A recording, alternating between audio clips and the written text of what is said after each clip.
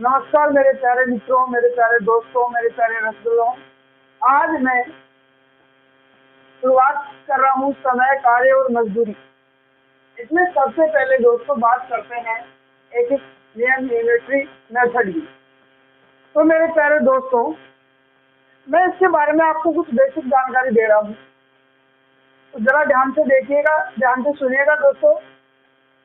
सबसे पहले बात करते हैं यूनिटरी मेथड, एक नियम। यूनिटरी मेथड एक ही नियम में क्या, इससे भी पहले अपन एक चर्चा और करते हैं दोस्तों। सबसे पहले आपने सुना होगा आधार, अज्ञात, ऐसी कुछ बातें होती हैं। आधार क्या होता है, जिसको हम बोलते हैं बेस। तो दोस्तों बेस क्या होता है, नींव होती है, यानी आधार होता है। और अज्ञात अननोन जो होता है वो होता है दोस्तों, जैसे मान लो किसी राशि का मूल्य हमें ज्ञात करने के लिए कह दिया जाए, वो तो क्या है, अज्ञात। क्या है दोस्तों, अज्ञात। अब देखो हम बात करते हैं सबसे पहले यूनिटरी मेथड में कि एक ही नियम है, इसमें दो टाइप बन रहे हैं, एक तो समानुपात और एक व्यस्त क्रमानुपात। समानुपात और व्यस्त क्रमानुपात। तो दोस्तों समानुपात की बात करते हैं तो अपने पास जैसे 10 पेन अगर दोस्तों 50 रुपए में आ रहे हैं, कितने रुपए में आ रहे हैं, 10 पेन 50 रुपए में आ रहे हैं, तो 15 पेन की कीमत क्या होगी। तो दोस्तों आपको पता है यहाँ 10 पेन थे, आधार कितना था, 10 पेन होगा। अब कितना हो गया, 15, यानी 10 पेन पहले शुरुआत में 10 पेन थे, अब है 15 पेन है। तो दोस्तों पेनों की संख्या में क्या हो रही है, वृद्धि हो रही है। क्या हो रही है दोस्तों, वृद्धि हो रही है। तो मूल्य में भी क्या होगा, वृद्धि होगी। मूल्य में भी क्या होगी, वृद्धि होगी। इसे ही क्या कहा जाता है, समानुपात कहा जाता है। जैसे 10 पेन 50 रुपए में है, तो यूनिटरी मेथड क्या कहता है, एक ही नियम क्या कहता है कि यहाँ से हम एक वस्तु का मूल्य ज्ञात करें। तो दोस्तों अगर 10 पेन 50 रुपए में है, तो एक पेन कितने में हो जाएगा, 10 50 बटे 10 यानी 5 रुपए में। तो 15 पेन कितने रुपए में हो जाएंगे दोस्तों, यहाँ 75 रुपए में हो जाएंगे। कितने रुपए में, 75 रुपए में। तो रुपए पहले कितने थे दोस्तों, 50, अब बढ़कर कितने हो गए, 75। तो यहाँ पेनों की संख्या बढ़ रही है, तो रुपयों की संख्या भी क्या है, रुपये भी क्या है दोस्तों, बढ़ रहे हैं। क्लियर है दोस्तों। अब बात करता हूँ मैं यहाँ व्यस्त क्रमानुपात। व्यस्त क्रमानुपात क्या होता है, जैसे दोस्तों अगर एक, जैसे मान लो अपनी जो कटाई खेत है, उस खेत के अंदर कटाई करनी है, तो अगर कटाई करनी है तो एक दिन अपन ने 10 आदमी लगाए, और वो 10 आदमी 15 दिन के अंदर उस खेत की कटाई करके क्या चले जाते हैं, घर चले जाते हैं। अब अपन ने क्या किया दोस्तों, 10 आदमियों की जगह 20 आदमी कर दिए। तो ऐसे बताओ मेरे प्यारे मित्रों, अगर 10 की जगह अपन ने 20 मजदूर या 20 आदमी लगा लिए, तो क्या 15 दिन से कम समय में उस खेत की कटाई होगी या नहीं होगी, होगी, स्वाभाविक है। तो दोस्तों यहाँ अगर आदमियों की संख्या बढ़ रही है, तो दिनों की संख्या क्या हो रही है दोस्तों, घट रही है। यही आपका क्या कहलाता है दोस्तों, व्यस्त क्रमानुपात कहलाता है। क्या कहलाता है दोस्तों, व्यस्त क्रमानुपात। यानी हम कह सकते हैं कि अगर 10 मजदूर किसी भी काम को 15 दिन में कर रहे हैं, तो वहाँ 10 मजदूरों की जगह अपन ने 20 मजदूर लगा दिए, तो वो काम क्या हो जाएगा दोस्तों, कम समय में जल्दी हो जाएगा। जैसे शादी पार्टियों में कम समय बचता है, उस समय आप अपने मकान की क्या मरम्मत करवाते हो, समय कम या समय का अभाव होने के कारण क्या करते हैं दोस्तों, अपन 10 आदमी लगा रहे हैं, फिर भी वो कंप्लीट नहीं हो रहा है, तो हम आदमियों की संख्या क्या कर देंगे, बढ़ा देंगे। क्यों बढ़ाएंगे, क्योंकि कम समय के अंदर हमारे वो क्या चाहिए, उस मकान की मरम्मत चाहिए। तो यहाँ 10 आदमी से 15 दिन में कर रहे हैं, 20 आदमी कितने दिन में करेंगे, कम समय में करेंगे। आदमी की संख्या तो क्या है दोस्तों, बढ़ रही है, और दिनों की संख्या क्या है, बढ़ रही है। तो इसे हम क्या कहेंगे, क्या कहेंगे बेटा, वेरी गुड, व्यस्त क्रमानुपात। क्लियर है दोस्तों। इसके बाद में मैं आपके सामने लेके आ रहा हूँ सरल अनुपात या विलोमानुपात। इसके बारे में भी थोड़ी सी चर्चा कर लेते हैं। वही बात है जो मैंने आपको बताई है, लेकिन आपके कंफ्यूज जो है वो दूर हो जाए। तो दोस्तों सरल अनुपात में क्या है, जैसे एक साइड में अपने पास वस्तु और एक साइड में वस्तु की क्या है दोस्तों, कीमत है। क्या है, कीमत। तो 5 पेन अगर दोस्तों 25 रुपये में आ रहा है, 5 पेन 25 रुपये में आ रहा है, तो 15 पेन 40 रुपये में आती रहा है। अरे 40 रुपये में बेटा, हाँ वेरी गुड। यानी वही बात हो गई 5 पेन 25 में से एक पेन 5 रुपए में, तो 15 पेन कितने रुपए में आ जाएंगे? 75 रुपए में। कितने रुपए में? 75 रुपए में। तो यहाँ भी क्या हुआ, क्वांटिटी जो है अपने पास वस्तु जो है वो बढ़ रही है, तो पैसे भी क्या है? बढ़ रहे हैं, इसलिए इसे हम सरल अनुपात भी कहते हैं। अब बात करते हैं विलोमानुपात की। तो विलोमानुपात में क्या है दोस्तों, आदमी और दिन दे रखे हैं। अगर 4 आदमी किसी काम को 8 दिन में कर देते हैं, तो 8 आदमी उस काम को कितने ज्यादा समय में करेंगे या कम समय में? या क्यों? वेरी गुड, शाबाश, कम समय में। क्यों? क्योंकि आदमी की संख्या बढ़ रही है, तो दिनों की संख्या क्या होगी? घटेगी। इसलिए इसे विलोमानुपात भी कहा जाता है। तो दोस्तों, मेरे द्वारा जो आपको बेसिक इंफॉर्मेशन दी गई है वो बिल्कुल आपसे क्लियर हो गई होगी। तो क्लियर है तो दोस्तों, हमारे आर्यन शेखावटी यूट्यूब चैनल जो है उसको लाइक शेयर और सब्सक्राइब जरूर करना है। उसके साथ साथ बेल आइकन को बटन दबाना है। क्या दबाना बेटा? बेल आइकन का बटन, वो भी ऑल पे क्लिक करना है।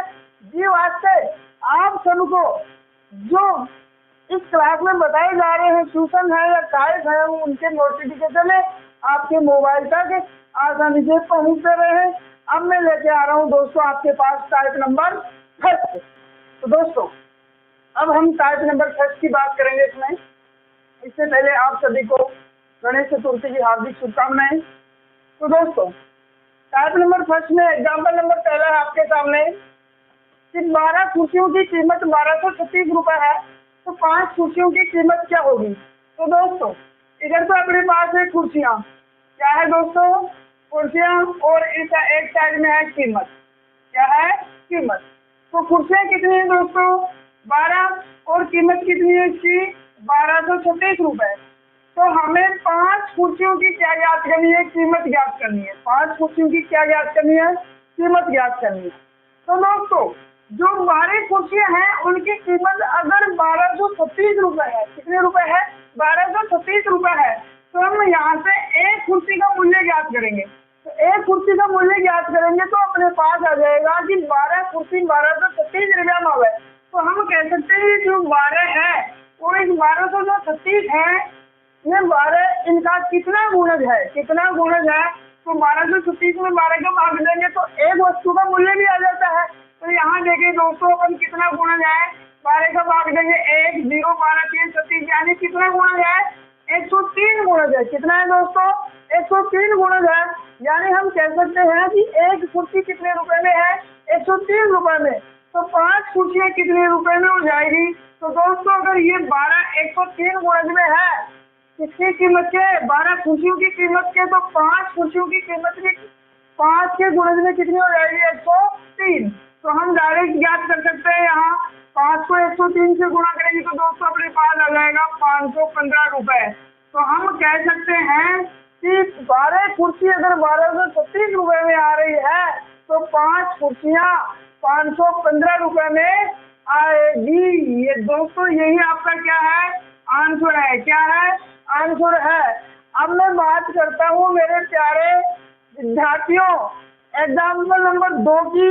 यदि 10 टेबलों का मूल्य 1000 रुपए है, तो 5 टेबलों का मूल्य ज्ञात करना है।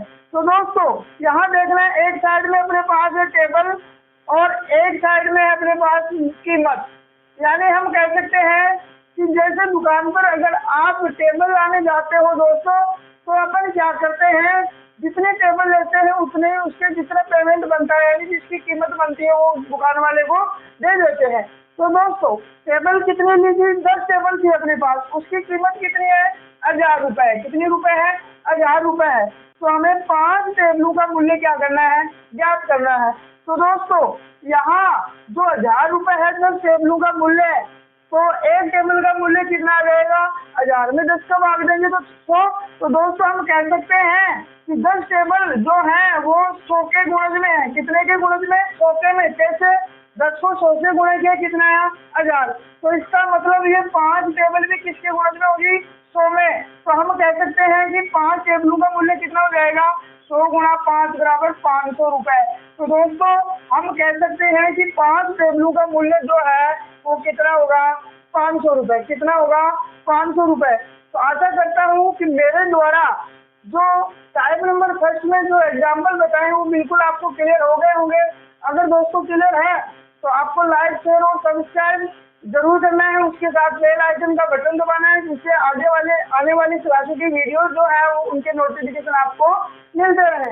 अब दोस्तों हम टाइप नंबर 2 की बात करते हैं। टाइप नंबर 2 है अपने पास, यदि 3 पेन 2 पेंसिल 4 रबड़ का मूल्य 92 रुपए है तथा 8 पेंसिल व 16 रबड़ का मूल्य 68 रुपए है, तो 24 पेनों का मूल्य हमें ज्ञात करना है।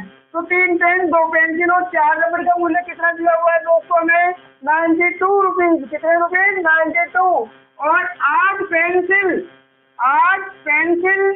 प्लस 16 रबड़ कितने रुपए में है, कितने रुपए में दोस्तों 68 रुपए में। कितने रुपए में 68 रुपए में। तो हमें करना क्या है, यहाँ 2 पेंसिल और 4 रबड़ का मूल्य ज्ञात करना है। तो फिर पेनों का मूल्य तो वो क्या कर रहा है, पूछ रहा है। तो इसीलिए पेंसिल और रबड़ का मूल्य 2 पेंसिल और 4 रबड़ का मूल्य ज्ञात करेंगे। तो दोस्तों इसके अंदर समान संख्या का 4 का भाग देंगे। तो यहाँ आ जाएगा 2 पेंसिल प्लस 4 रबड़ बराबर 17 रुपए। तो हम कह सकते हैं कि 2 पेंसिल और 4 रबड़ कितने रुपए में प्राप्त हो रहे हैं दोस्तों 17 रुपए में।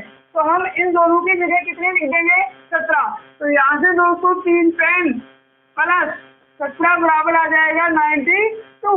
तो 3 पेन बराबर हो जाएंगे, यानी 3 पेनों का मूल्य हो जाएगा दोस्तों 92 माइनस 17। तो 3 पेनों की कीमत कितनी आ जाएगी अपने पास, देखो दोस्तों 90, यानी 92 में से अपन 17 घटाएंगे तो अपने पास बच जाएगा कितना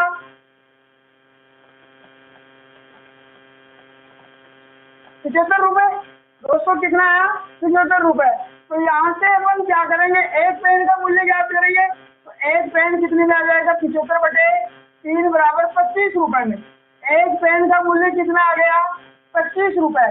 कितने पेन चाहिए दोस्तों हमें 24 पेन। तो इसीलिए हम कह सकते हैं 24 पेन बराबर हो जाएंगे 24 गुणा एक पेन 25 रुपए में। तो दोस्तों जब 25 को 24 से गुणा करेंगे तो कितना रुपए आएगा 600 रुपए। तो हम कह सकते हैं कि 24 पेनों का मूल्य जो है वो 600 रुपए होगा। कितना होगा दोस्तों 600 रुपए। क्लियर हो गया होगा दोस्तों। अब मैं इसी टाइप का एग्जाम्पल नंबर 2 आपके सामने लेके आ रहा हूँ दोस्तों। तो एग्जाम्पल नंबर 2 है अपने पास, यदि 5 पेन 6 पेंसिल 8 रबड़ का मूल्य। तो दोस्तों मैं यहाँ 5 पेन प्लस 6 पेंसिल प्लस 8 रबड़ कितने रुपए में आ रहे हैं दोस्तों 160 रुपए में। कितने रुपए में 160 रुपए में। जबकि यहाँ दे रखा है 12 पेंसिल प्लस 16 रबड़ बराबर 80 रुपए में। 12 पेंसिल प्लस 16 रबड़ 80 रुपए में है और हमें 6 पेंसिल और 8 रबड़ का मूल्य ज्ञात करना है। तो 6 पेंसिल का मतलब इसकी आधी। तो अगर एक आधी हो रही तो सबको क्या करना है समान संख्या से भाग देना है। तो यहाँ 2 का भाग देंगे दोस्तों कितना आएगा पूरे में। तो यहाँ आ जाएगा 6 पेंसिल और 8 रबड़ कितने रुपए में 40 रुपए में। तो 6 पेंसिल और 8 रबड़ की जगह हम रख देंगे इनका मूल्य जो कितना है अपने पास 40। तो दोस्तों यहाँ से 5 पेन बराबर क्या आ जाएगा, या 5 पेन प्लस 6 पेंसिल और 8 रबड़ का मूल्य आ गया 40 बराबर 160। तो 5 पेन आ जाएंगे दोस्तों 160। 40 को इधर 50 करेंगे तो यहाँ माइनस हो जाएगा। तो 40 को अपने पास आ जाएगा 5 पेन बराबर 120 रुपए। तो इसीलिए दोस्तों हम कह सकते हैं एक पेन कितने में आ जाएगा 120/5। तो हम कह सकते हैं भाग देंगे तो कितना आ जाएगा 24 रुपए। तो एक पेन का मूल्य कितना आ गया दोस्तों 24 रुपए। और हमें कितने पेन चाहिए 8 पेन चाहिए। तो 8 पेनों का मूल्य बराबर हो जाएगा 8 पेन का मूल्य बराबर हो जाएगा 8 गुणा 24। तो 8 को 24 से गुणा करेंगे तो दोस्तों कितना आएगा 192 रुपए। कितने रुपए 192 रुपए। तो हम कह सकते हैं कि 8 पेन जो है वो 192 रुपए में आएंगे। कितने रुपए में आएंगे दोस्तों 192 रुपए में। तो आशा करता हूँ मेरे द्वारा जो समय कार्य मजदूरी या यूनिटरी मेथड जो है उसके अंदर टाइप नंबर 1 में और टाइप नंबर 2 में जितने भी मैंने क्वेश्चन करवाए हैं वो आपको बिल्कुल क्लियर हो गए होंगे। अगर दोस्तों क्लियर है तो हमारे आर्यन शेखावटी यूट्यूब चैनल पर जो है उसको लाइक शेयर और सब्सक्राइब जरूर करना है। उसके साथ साथ बेल आइकन का बटन दबाना है और बेल आइकन का बटन भी ऑल पे क्लिक करना है, जिससे आने वाली क्लासों के वीडियोज की जो नोटिफिकेशन है वो आप सभी को निरंतर मिलते रहे। आपका दिन शुभ हो।